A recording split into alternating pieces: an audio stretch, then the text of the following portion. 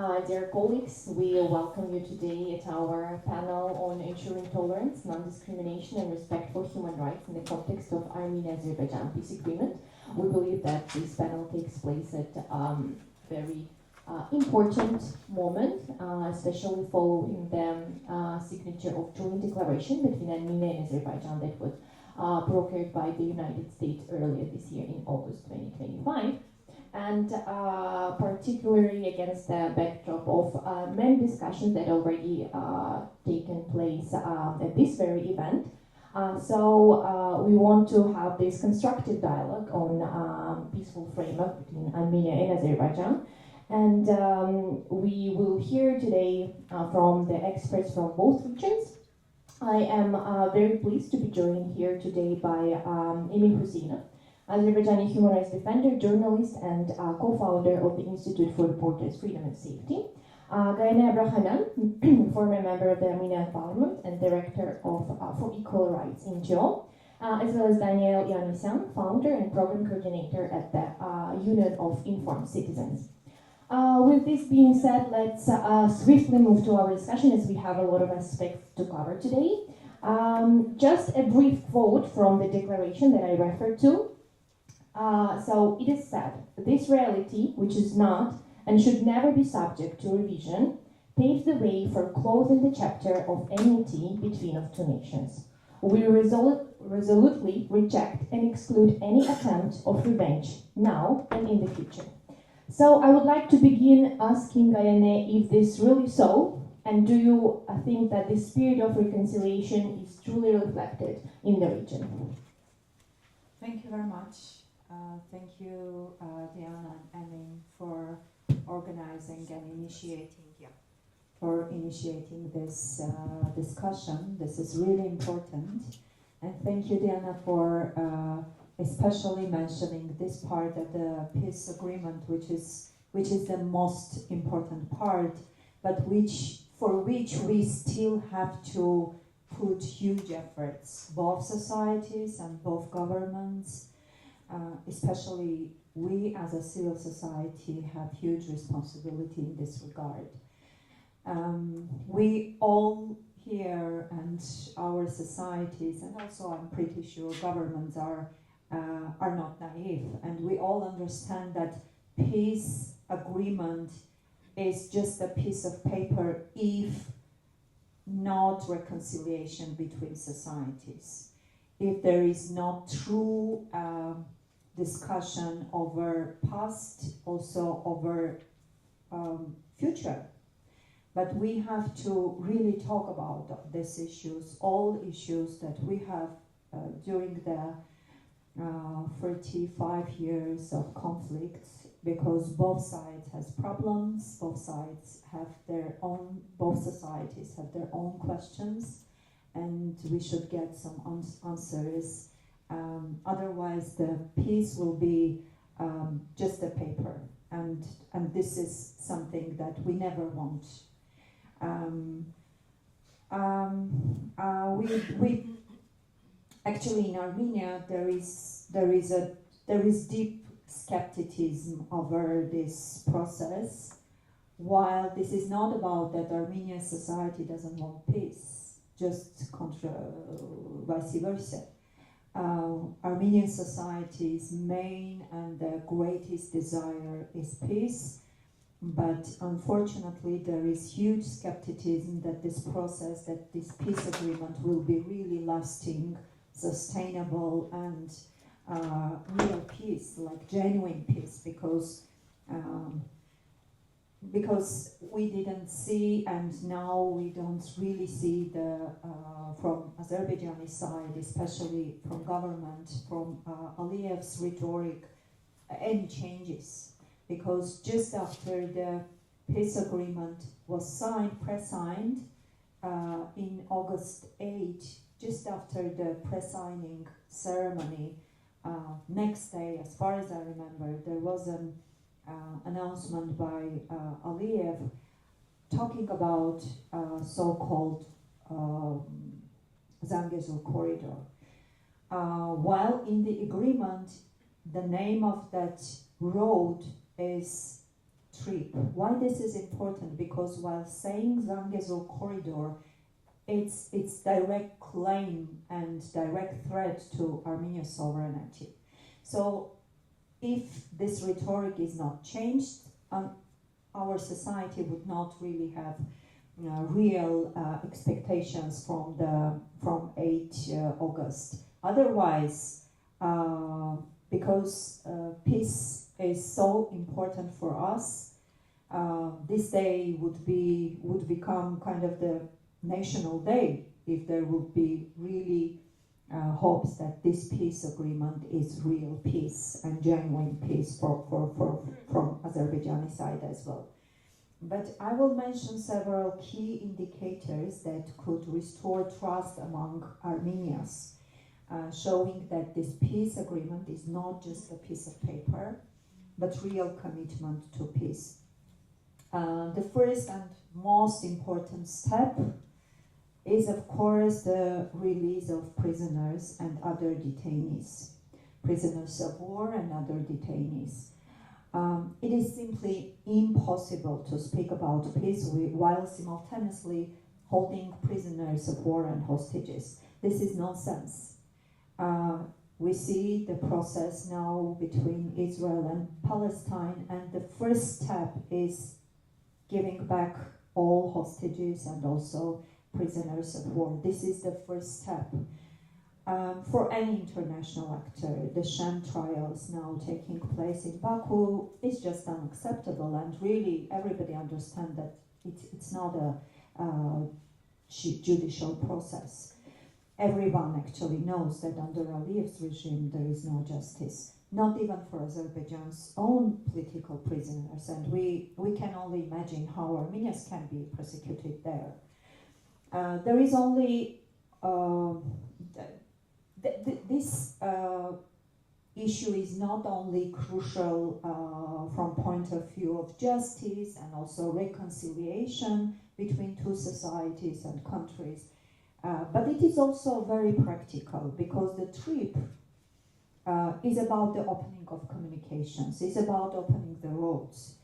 But if Armenians are still being held in Baku, some as prisoners of war, others as hostages, how can any Armenian safely use these roads through Azerbaijani territories without having any guarantees that they won't end up in Baku's prison on fabricated charges? If prisoners not return, then both trip and peace remain only a paper. And this is will also affect Azerbaijanis, because it will not be safe for them to travel through our territory as well. So this is also a practical issue. So the first step in order to build some trust and reconciliation is solving this problem. We have no any prisoners of war, any hostages in Armenia, so the main step is from Azerbaijani side. The next step is I will try to be short here. Is the yes, there are is the second indicator. Is cessation of hate speech and expansionist rhetoric. While I'm saying expansionist rhetoric, I mean that, for example, terms Zangezur corridor or Western Azerbaijan, because while saying these two terms, Aliyev means about 60% of Armenia's sovereign territory. And this is expansionist rhetoric, while he's using it every day, like on a daily basis, even after signing or pre-signing the peace agreement. This hate speech is really very dangerous, including the state-sponsored hate propaganda I mentioned earlier during this plenary. You cannot build peace while continuing to poison your own society with hatred. There is extensive research on the long-term psychological impact of hate education on children. Generations have been raised with this ideology, like for 35 years at least. There must be political will to stop spreading hate, and only then we can begin the process of changing the mindset of those generations who have been grown up believing that killing an Armenian, like Safarov did, is an act of heroism. Yes, of course, you might say that there is also a hatred in Armenia, within Armenian society, from both sides. In to extent, it has been really natural, or not natural, but we could not really avoid having some level of hatred in our societies because of casualties, because of conflicts. But the main difference in Armenia is that in Armenia it has never been a state-sponsored hatred. You would never find any announcement by any of our previous recent government representatives like calling to kill or glorifying killing of civilian, about civilian Azerbaijanis, etc. So you would never find any hatred in our textbooks, in any fairy tale which we can show that in Azerbaijani textbooks and fairy tales there are lots of hatred towards Armenians. This is the key difference. So it's not state-sponsored, but still Armenian government is doing really some steps to change and to give some messages that we have stopped this hatred towards two societies, between two societies. And the last but not the least one is reconciliation process and legal processes. This I think we need still. In any international experience clearly shows that without legal evaluation and accountability there cannot be sustainable peace. Both sides accuse each other of war crimes, and that is why Armenia actually applied to International Court of Justice under the UN Third Convention, and Azerbaijan also filed a counterclaim. That was the most important process for building trust. But Aliyev's main demand and precondition was to withdraw these international cases. Otherwise, the peace agreement could not be finalized. So this year, under long hesitation, Armenian government agreed, even though we, as civil society, strongly criticized that decision. Still, it was understandable since the peace process was the highest priority for our government. But why Aliyev so insists on withdrawing the cases, the reason is simple for me, but of course you can have other opinion.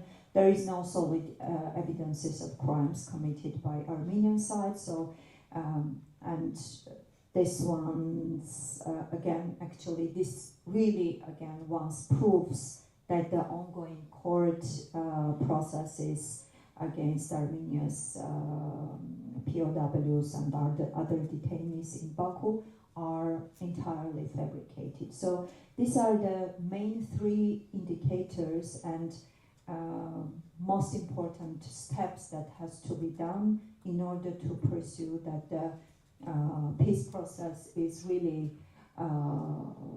can really become a peace process, not a piece of paper. So thank you very much, and sorry for taking the time. Thank you, Gaine, for such a comprehensive overview.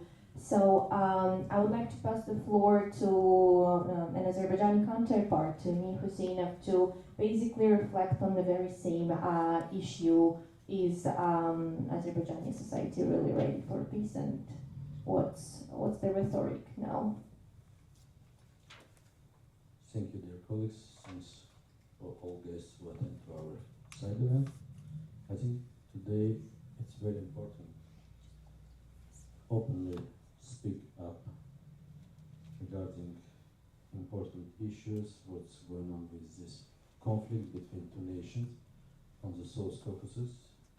This conflict which is started maybe more than 100 years ago, and I don't want to go back and speak regarding this historical context. We already speak a lot, like Armenian civil society, Azerbaijan civil society, both governments always use their own argues. But I think it's in the context of the recent MOU which is signed between Trump, Pashinyan and Aliyev, I think we need to increase role of Azerbaijan as civil society and Armenian civil society and start to work on direction to preparing our nations for real peace. Because maybe I'm not best specialist on peace building or reconciliation, but for me it's like a peace is not like a piece of the cake. Like you can't cook it and prepare it in, let's say, half an hour. It's like a long-term process, which is you need to grow up this process, prepare and save this process from both sides. And that's why it's for all civil societies, institutions and stakeholders from democratic institutions in both countries, we need to do a lot and make sure for everything what is our leadership in Azerbaijan and Armenia will sign. It's not built on the piece of the paper, it's really peaceful, long-term process. Related with Azerbaijan, Guyana already mentioned important topics, which is we need to cross all of these problems. I would like to add like one very important moment for compare with three South Caucasus countries, like which is all of them members of the not only OEC, also of the Council of Europe. I mean, like Armenia, Azerbaijan, and Georgia. Azerbaijan have a Warsaw records with condition of the functionalities of democratic institutions, civil society, and especially worse condition with independent medias and generally with fundamental rights as like freedom of expression, associations, and assembly. And I'm always try to ask my own government, how you guys planning to move forward on this peaceful process if you don't able to find the peace with your own critics inside the countries. Today we have up to 400 political prisoners, like prison of conscience, like maybe it's higher number, but our own institutional capacity, which is independent civil society, able to come. I think it's quite a lot of numbers of the individuals from Council of Europe member states, for OEC member states, and also from EPC member states. For those who don't know this, what is EPC? It's a European political community. It's a new kind of political umbrella organizations which is established several years, 3 years ago, with Macron's leadership. It's kind of alternative for current OEC, when all OEC member states and also part of this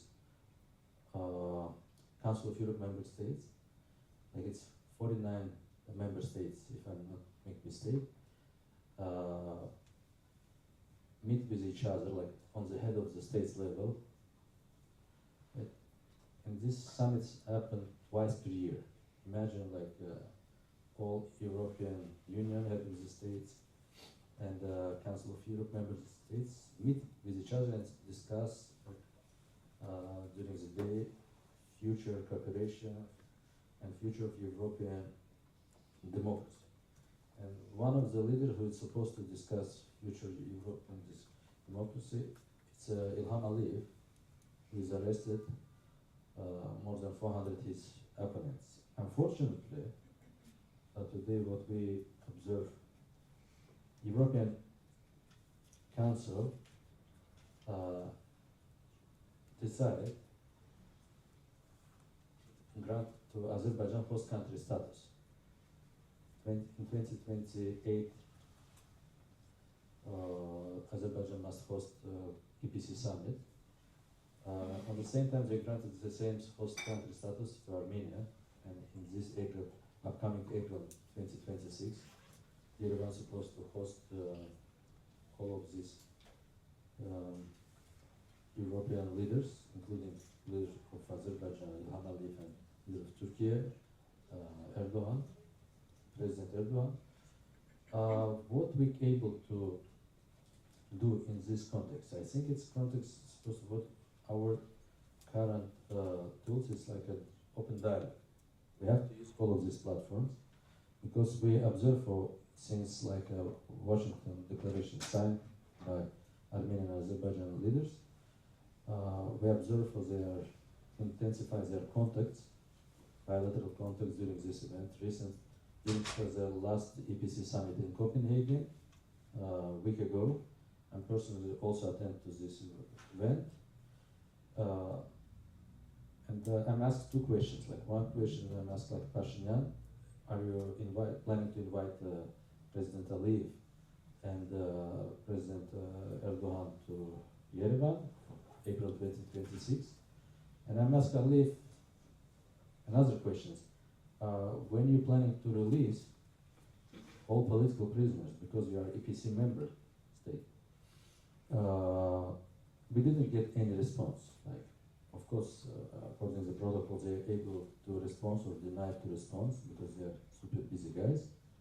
But our business is like try to ask them about the current problems. So that's why I would like to highlight this upcoming political events as like additional opportunity and additional tools for European leaders also use this momentum because like as President Trump proudly saying for his greatest peacemaker ever, but it's not enough. We need to increase European efforts on this direction, especially European Union member states and OECD like-minded states have to increase their institutional and professional support of the Azerbaijan and Armenian civil society because realities today shows completely difficult pictures, especially in Azerbaijan, when civil society completely destroyed by the ruling regime. And no matter you are environmental defender or you are defending rights of the children, which is somehow, let's say, it's not super political or sensitive issues for authoritarian ruler Aliyev, none of these stakeholders today able to freely operate in Azerbaijan. No matter you are feminist groups or child protection groups or environmental defenders, even during this COP29 presidency, Azerbaijan increased numbers of the political prisoners from 100% up to 400. Imagine that's all human rights defenders who try to use this COP29 for increase and raise awareness related with this international event, jailed. And some of them jailed already the second times.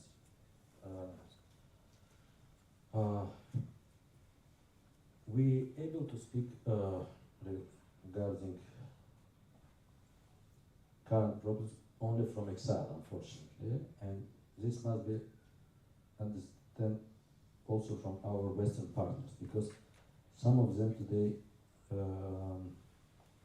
thinks for Azerbaijan and civil society is completely hopeless area. There is no need to invest to the civil society efforts, which is very serious mistake. I'm always speaking with our partners. Let's say years ago, I'm always speak with the USAID administration and CFO. When we compare how much you invest to Armenia or Georgia and Azerbaijan, it's Azerbaijan received like smallest amount for institutional support for civil society activities. When they say, oh, but what we can do, it's impossible to implement lots of projects because no political will. But of course it's not political will, because Azerbaijan have completely different political environment compared with neighbor countries. Even in Georgia have also some similarities with Azerbaijan, but still condition not worse like in Azerbaijan. But for increasing all of these civil society opportunities, I think it's most important to support some kind of joint programs, especially what we, during the plenary sessions and during my intervention, I highlighted for donors like as the State Department, which is now Americans proudly say well, we would like to take a leading role in this peacemaking process between Armenia and Azerbaijan. Okay, if you guys took this position, you have to invest also to the civil society and to the independent medias. And most of the Azerbaijan civil society institution and independent medias, unfortunately, operating in exile with a serious problem with this lack of funding. Because an Azerbaijan exile-based civil society must start work on preparation of Azerbaijani people for peaceful existence with their neighbors. And of course, it's some of the stakeholders saying it's difficult to operate when you're outside of the country, but to be honest, today, compared with my colleagues, which is like hundreds of them, like spending time in prisons, we find for ourselves best solutions is operating safely, remotely from exile. And it's with this all digital tools which is we have, even with this like government internet blockings, etc., we're able to cross all of these problems. The biggest our problem is we need political and institutional support from our Western partners. I would like to say, just add last important things related with these political prisoners. I'm agreed with Guyana for if we're really trying to move forward, both of these country leaders have to find political will and to find solutions with political prisoners, prisoners of the war, because it's not big issues for them. We saw as like Guyana said for processes which is we observe today between Palestine and Israel give us quite good case studies for it's possible to implement also in our region. And especially last things what I'm always saying, for imagine two persons like two peaceful activists, Bahru Samadov and another Iqbal Abilov, they're arrested, two PhD candidates arrested with fake, politically fabricated espionage and treason charges. And I think it's like a cheap joke from Azerbaijan law enforcement or intelligence agencies when they tried to find someone, they didn't able to find anyone, they just arrested randomly two peaceful activists and put them tags for look, this is Armenian spies which is the arrest, and put them to the prison. And I think I would like to call again to Azerbaijan government to release all people like this, and if Armenian side also have such kind of prisoners who was arrested for treason charges, I think it's we should close this page and move forward. Again, maybe if we have questions, I will. Thanks. Thank you, Emin. Indeed, that situation in Azerbaijan is quite appalling and dire, and there is definitely a lot of work to be done. Nonetheless, Daniel, would you be able to, based on your experience both in politics and civil society, would you be able to identify, if any, gaps in the dialogue between Armenia and Azerbaijan? And would you provide some recommendations on how to ensure that this dialogue is meaningful and actually leads to the change. Thank you very much. I would like to start by positive things, and in last some time I mean Armenia and Azerbaijan have done a lot of steps towards peace. I mean, and that's not only, of course, that includes, but that's not only August 8 agreements. That is also the fact that no one was killed on a borderline, and I guess we can call it borderline anymore, not a contact line, for more than 1.5 years, 1 year and 8 months, I guess. So that's a progress. That's a progress, and that's good progress. But at the same time, when we ask ourselves, okay, does Azerbaijani leadership wants to build peace?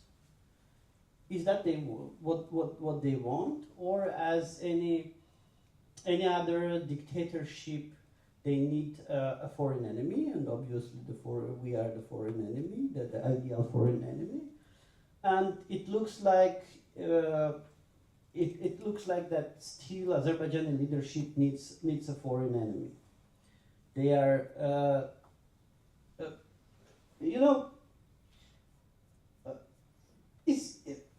We have many examples. Guyana mentioned POWs, and yes, that's a very clear example that Azerbaijan is not looking for peace, because within those POWs, okay, there are some maybe controversial persons, but there are persons who have never attempted any combat. There are persons who have never led any military group. There are persons who were just simply lost, just simply civilians who were just simply lost on a contact line. Azerbaijan is holding them as hostages. When you want to build a peace and you are holding hostages, that's not the best way of building peace. Or weaponization of humanitarian issues. Some 35, 40 years ago, many problematic things have happened. And we can see clearly that, and many Azerbaijanis left Armenia, just as many Armenians left Azerbaijan back in those days, 35, 40 years ago. But Azerbaijan is now, even here in this conference, they're trying to use that kind of to weaponize these humanitarian issues, to build territorial claims towards Armenia. We have seen on a side event organized by a state agency, Azerbaijani state agency. We have seen that a speaker is naming Armenian village, naming as a part of Azerbaijan. And then I thought maybe she's confused, maybe she's mistaken. So I've asked her several times, and she refused to accept that village is a part of Armenia. It's an internationally recognized part of Armenia. That region was never part of Azerbaijan. That was really surprising for me, that region became a territory of kind of place where Azerbaijan is kind of creating a territorial claims. It was part of Armenia since the collapse of Russian Empire. So for many years. And 6th century. Okay. Yes, basically Go back. Basically since 6th century. But yeah, it was a part of First Armenian Republic. It was a part of Armenian Soviet Republic. I was really surprised, and that was an indicator for me that because rising humanitarian issues is absolutely normal thing. This is something, of course, should be done. But weaponizing those things, those issues, is is an indicator that whatever is happening probably is not a long term. Is not the main the main plan for Azerbaijan, for Azerbaijan leadership. I mean, but at the same time, of course, at least I can say on behalf of Armenian society, we're very tired of wars. I mean, trust me, everyone in Armenia is, almost everyone in Armenia is very, very tired of wars. And if you do follow politics in Armenia, you can see that our prime minister and his political team, they're very actively, like their public rhetorics are very in support of peace. And that's not only for foreigners. At the beginning, some people were thinking that this is a narrative for foreigners to show that we're not looking for a war. No, that's first of all for internal use. Those narratives are very popular in Armenia. We have elections in upcoming June, so in 8 months from now, and those narratives are first of all local narratives. Those narratives are very popular because people want to have peace. People don't want to die on the wars. This is very, very. So peace narrative is very popular in Armenia.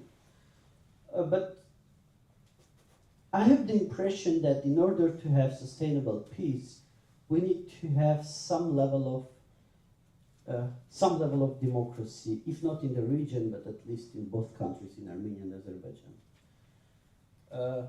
Because dictatorships are usually looking for enemies. Dictatorships, they do need foreign enemy.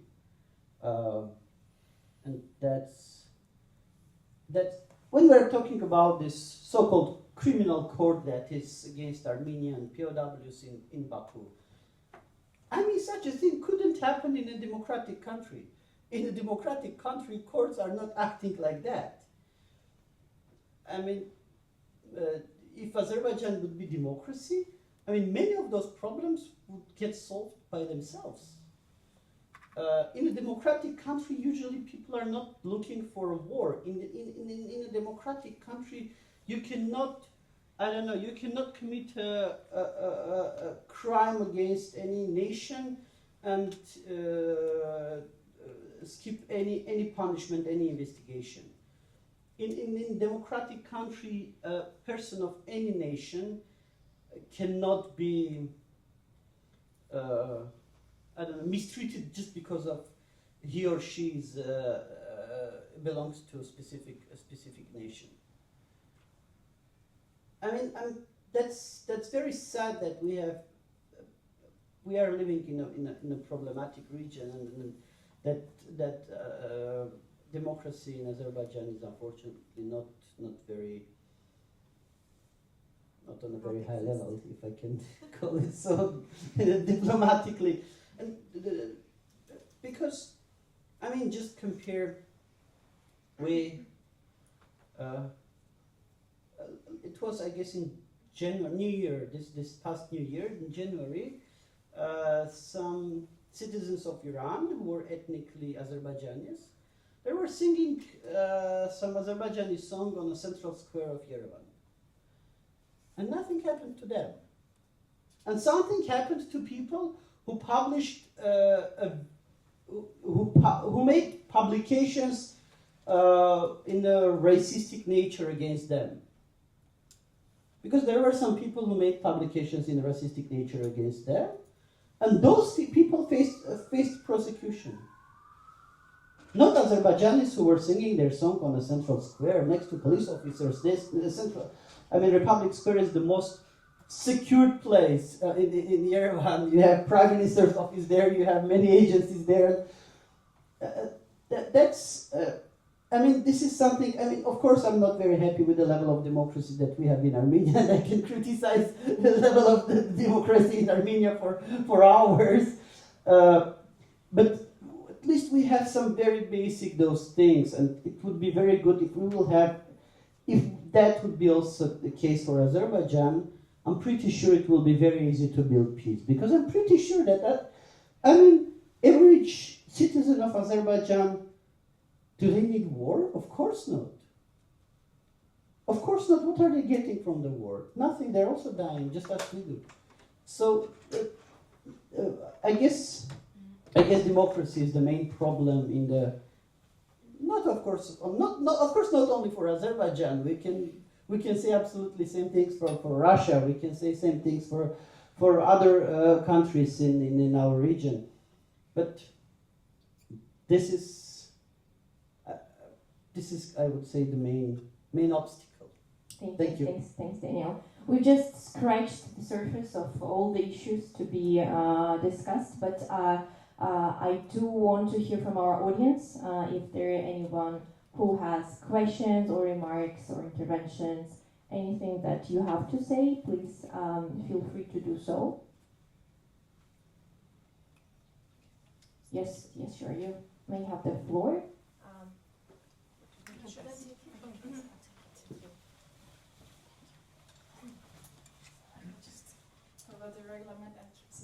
Hello everyone, my name is Knarik Mukarchan. I represent Women's Agenda here, and my background is Women, Peace and Security Agenda, and I have been also a part of peace building processes since 2010 already. Mine is more of a remark and also a slash question, and I would really much love to hear what our panelists think about this. I pretty much agree that Armenian society is really pro-peace because of many reasons that are already listed by our panelists. Meanwhile, I want to highlight that more often peace is not well understood and well perceived by the society, and also there is this rejection and there is this misinformation over peace and peace building processes. Also because this peace agreement and many peace processes are not well explained to the society. There is lack of communication, there is lack of information with civil society, peace building communities and communities themselves. So part of, again, question and comment is that what are your thoughts on this and how can constructively be restored this communication and also peace process explained to the society because of the propaganda, because of the misinformation. There is also false information about peace processes, and given upcoming elections we are also expecting even more propaganda and misinformation. So what are your thoughts on this? Thank you. Thank you for your question. Does anybody else have a word to say? Well, I see none, then maybe we'll turn to the speakers for reflection. And Emin.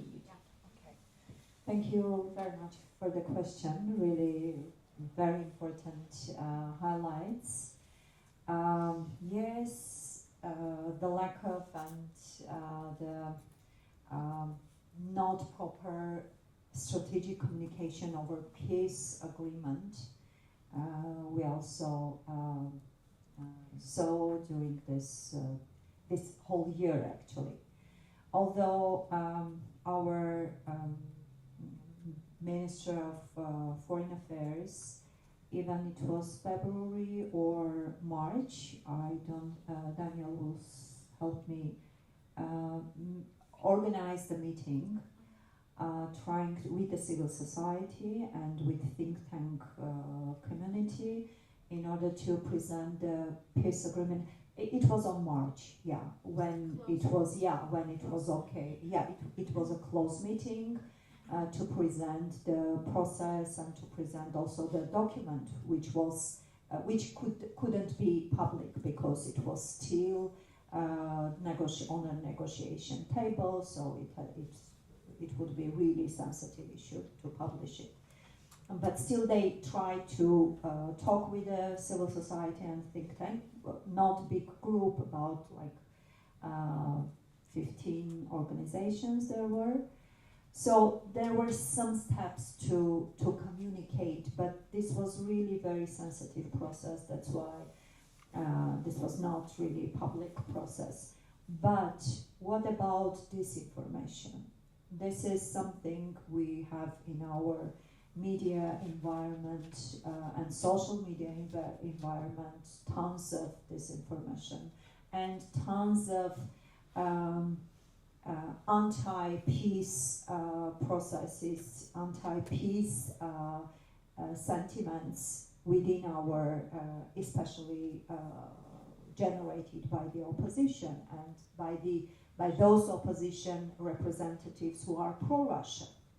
And we see that this is not their own agenda, but the agenda of Russia and the interest of Russia, because actually who doesn't really want to have peace in our region? I am always saying that in region, especially in South Caucasus, Russia's main ally is a conflict.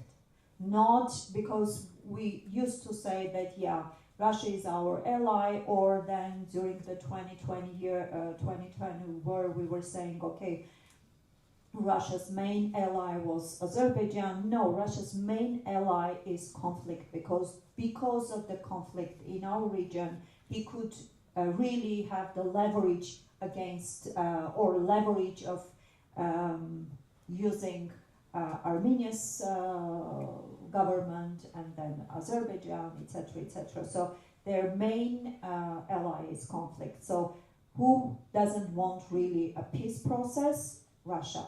So that's why against peace rhetoric and disinformation generated in our environment, in our political media environment, this is mainly pro-Russian groups.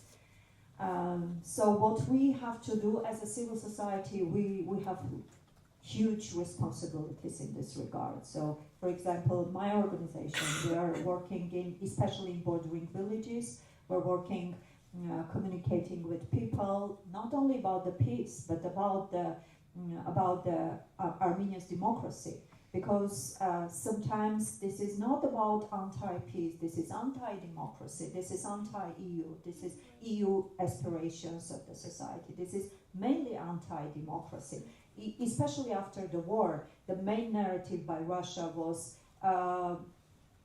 democracy versus security. So yeah, you see, with your democracy, which we really wanted since 2018, revolution, etc., etc., you got a war. And the main message is, if you want a democracy, you got a war. And this was the last time I'm repeating this.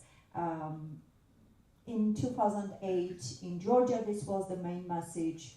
After their revolution, they got a war. In 2014, in Ukraine, this was the main message. So this is the main reality we are facing in, Russia, disinformation, but I think we can survive. Thank you. Thank you, Gayana. Yes, sure, please, you can. Thank you. I don't really have a question. This is more like something like a closing remarks, because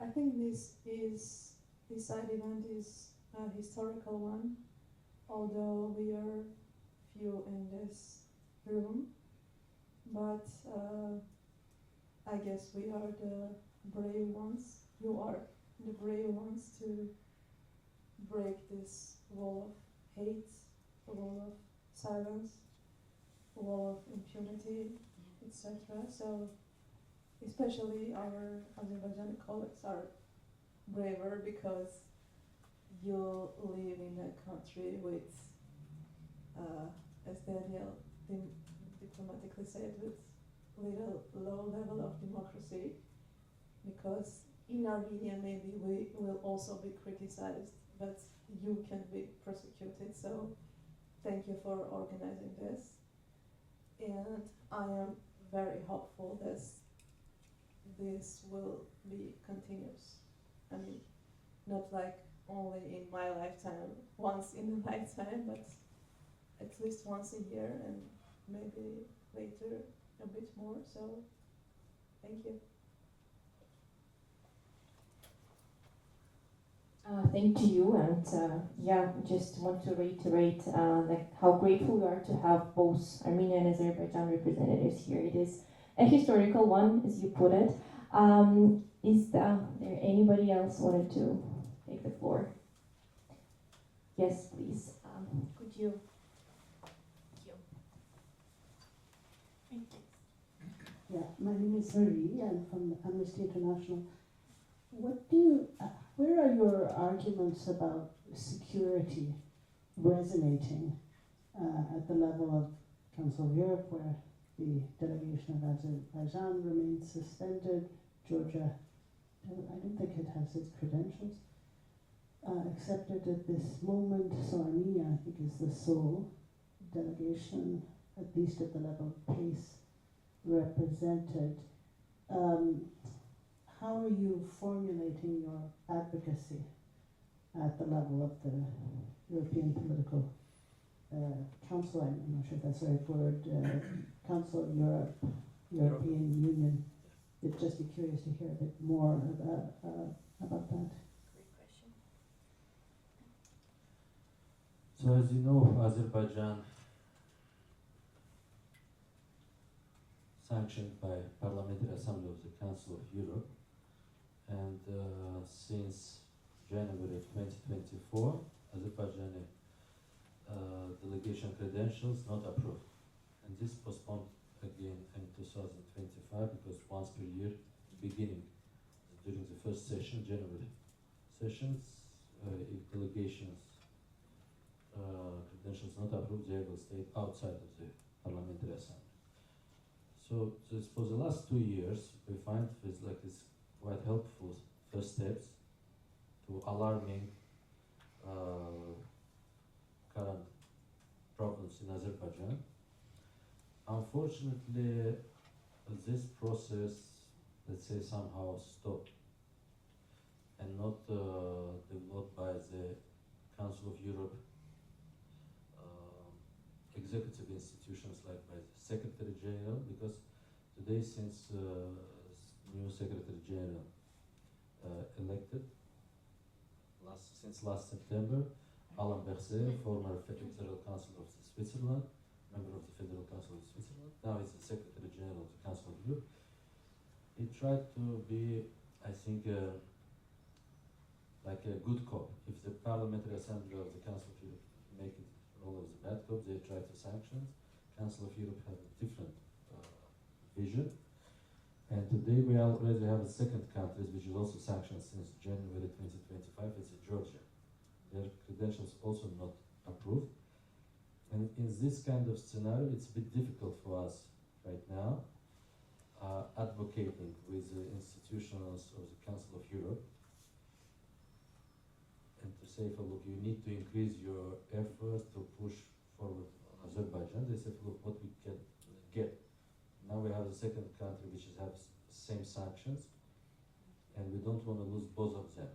Now it's quite unique situation for Azerbaijani government when half of the Parliamentary Assembly thinks for this kind of punishment not working anymore, maybe we can return them back. And another half think for no. To return back Azerbaijan, we have to observe some kind of significant changes. At least they have to release prominent freedom of the conscience, which is Azerbaijan denied to do. If this happens, of course, maybe we will see some kind of changes in the upcoming January session in 2026. But again, we tried to speak with Secretary General recently again. What is the future of Azerbaijan as this in European institution? He said, okay, we have to continue dialogue. Now, during this turbulence around Russia, Ukraine, Gaza, Israel, Palestine, everyone tired with this war. It says, like Daniel mentioned, like Azerbaijani people also super tired with this recent war because they understand war is war, but we have to continue and live our life as better as possible. That's what usually people want, no matter you are Armenian or Azerbaijani or like a Ukrainian or Russian. So that's kind of, in this situation, I think it's super difficult for us to operate because especially from Azerbaijan civil society, when our European partners try to take as like a part of negotiation only government sides. they imagine the Council of Europe implementing action plan on Azerbaijan, and they spending during the 3 years 12 million euros for increasing the standards and protecting the values of the Council of Europe in Azerbaijan. And all of this money is literally like spending for gongos and for the state agencies like the Ministry of Justice or Azerbaijani Bar Association, which is under complete control of the government. And when we ask, like even Secretary General, what can be done, how you need to involve civil society of Azerbaijan for such kind of dialogue, even with the situation with the Belarusian partners, they established like special mechanism of Council of Europe for engagement and cooperation with Belarusian democratic forces. Recently, PACE, just during the recent sessions, a week ago, they voted for a new mechanism to establishing cooperation with the Russian democratic forces, because Russia kicked out from Council of Europe in March 2022. But we are saying we are member states. We need to use these resources. Azerbaijan paid less than 2 million euros for membership fees to the Council of Europe and received twice higher from European taxpayers for implementation of action plans. And we say, look, how we can build democracy, how we can defend these values without resources, without access to institutional opportunities. And that is the questions we're still not able to find response. That's why for us as like Azerbaijani civil society, in response of these first questions, again, we have to continue our work. But today, to be honest, it's like looks like a magic how we existed. We can thanks again for Gayane and Daniel. This, as like colleagues mentioned, historical side event happened because we called to Armenian partners in just 2 weeks in advance, since we get approval for this side event. And what we think, guys, we don't have funds for this. And some Armenian partners start to look for travel grants. They say, well, unfortunately, we are not able to come. And likely we see Gayane Daniel say, guys, we tried to cancel this side event because we already canceled similar side event, which has been booked during the Human Rights Council 3 weeks ago in Geneva, because we are not able to pay for even travel and accommodation costs for partners from Armenia or even from Azerbaijani colleagues who live in exile. But likely we able to meet here, and we decide to use these opportunities to organize this event. And I think in the future we can organize such kind of events quite often, and to invite more numbers of the speakers and experts from both sides, from Armenia and Azerbaijan. Thank you. Yeah, indeed, thanks for the question. It was a great one. Can I just add a final, just on the question of funding, since we're at the OSCE Human Dimension Implementation Conference, which follows the celebration in Helsinki of the Helsinki 50+ anniversary, 75th actually. There is the fund that was established and announced called the Helsinki Plus 50 Fund, which is a fund which we hope will be directed in large part towards civil society to support all those 3 dimensions of USC, which are security, environment, and human rights. And my argument and my urging to you would be to make sure that you advocate to have a place at the decision-making table on how that fund is used, and to make sure that you are linking up security with human rights, because I think you should be at the table when those discussions take place. Thank you.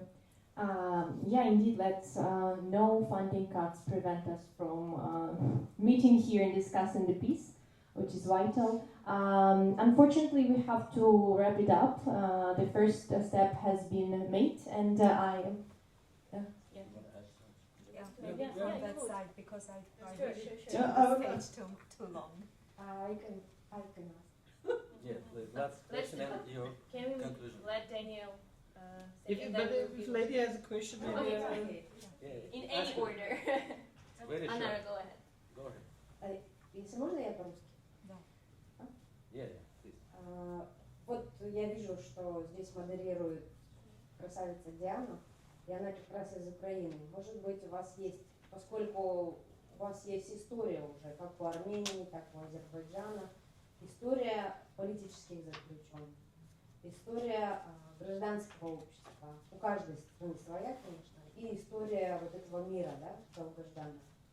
И поскольку есть страны, у которых пока еще нет такой истории, но важно изучать ваш опыт, вот что бы вы могли рекомендовать для стран, находящихся в состоянии еще не мира, первое, да, и тех стран, которые вот типа Центральной Азии, которые еще, слава богу, не имеют такого. So I just want to brief asking about recommendation for the country where don't have like this set history about peace. No, maybe you would start. The question was. I guess it was to you, as my country is Oh. still in war, so we do not have Ah. example. And we are not in a war, thanks God, but do we have example? Probably Ganya will answer, but I will. Maybe a short translation of the question? Maybe. Yeah. Yes, sure. So the question was building upon the experience of Armenia and Azerbaijan of ongoing and upcoming peace processes after the war. Could our speakers have some recommendations for countries which are still in the war, and I refer to Ukraine, for example, and also to Central Asian countries, which are well known for their number of political prisoners.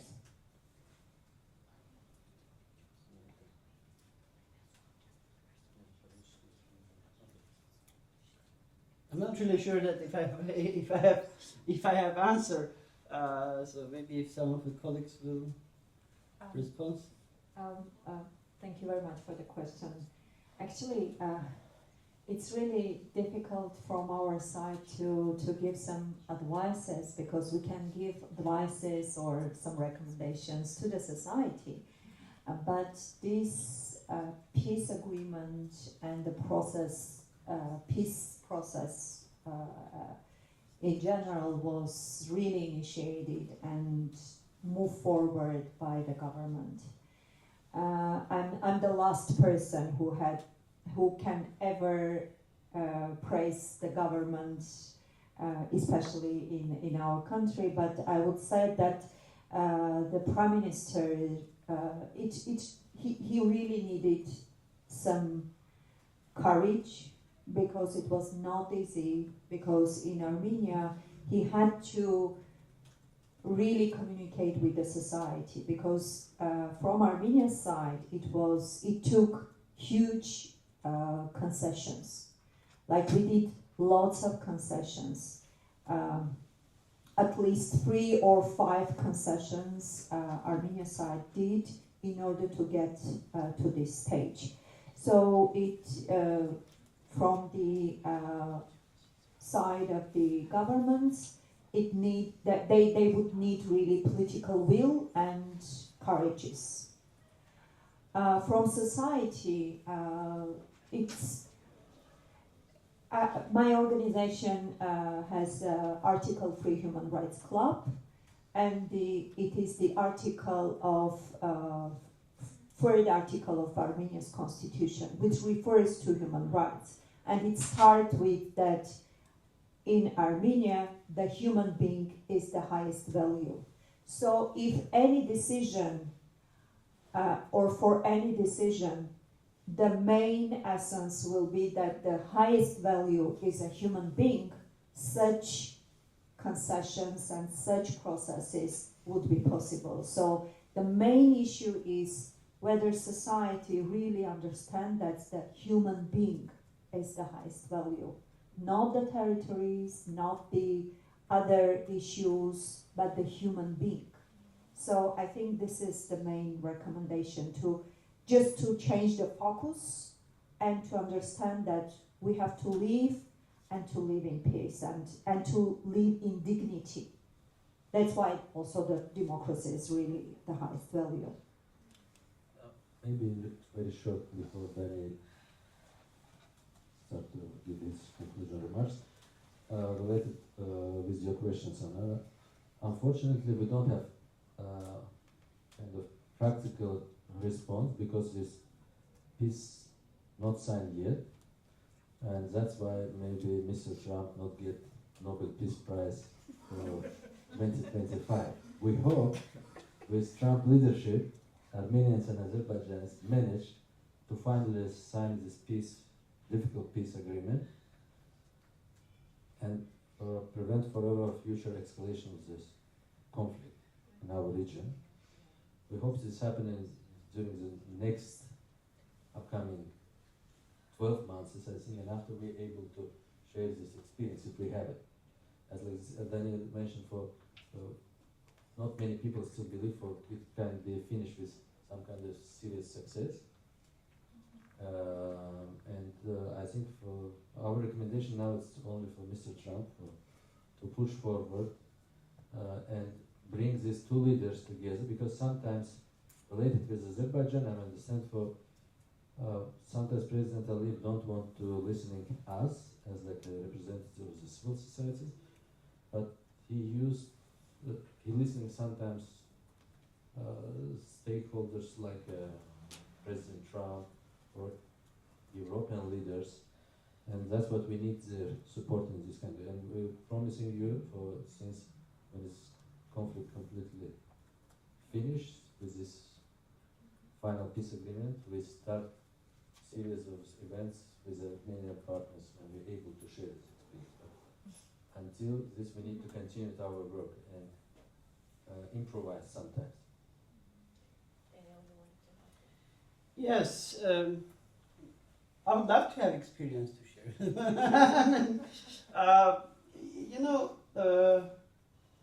As I've said, we have reached some point. We have reached a point where we stopped killing each other. That's a good point. But there is a long path to go, because we can bring examples of many countries who stopped killing each other at some point and then started doing that again. Like, look at many examples. Look at World War I, for example. They stopped killing each other, and then they started some 20 years after killing each other with the new means and new technologies and harder than previously.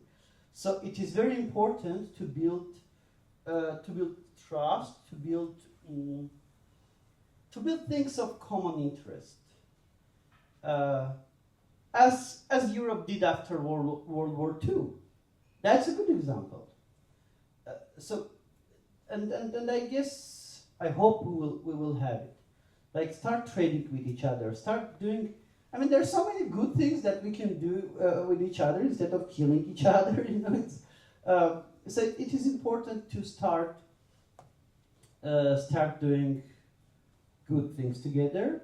And we can start with trade, we can start with many other things, and to build trust, and to build to get used to each other also, because we're not used to live in peace. We're not used to live next to each other in peace. We're not used to do good things together. We're used to do war against each other for last 40 years over almost.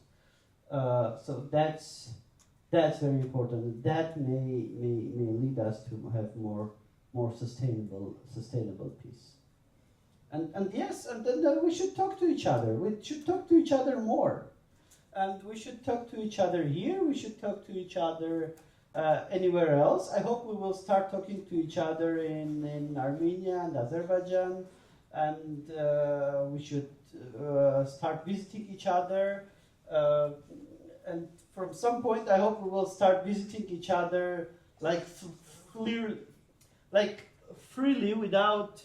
So it's not going to be like state-organized exchange of experts, but just like with other neighbors, just people could go to neighboring country to see, I don't know, to see capital, to see nice places, to spend even vacations, to talk to colleagues. So have more, I would say, peace-like environment. Peace-like environment. That's important. And yes, I hope it will start from this discussion. Thank you. Thank you. Is there any comment that you would like to? No? No closing. Great. So on this note of hope, we have to finish, unfortunately, and see you around. We are open to further discussion of peace in South Caucasus and beyond. Thank you, and thanks to our panelists today. Thank you.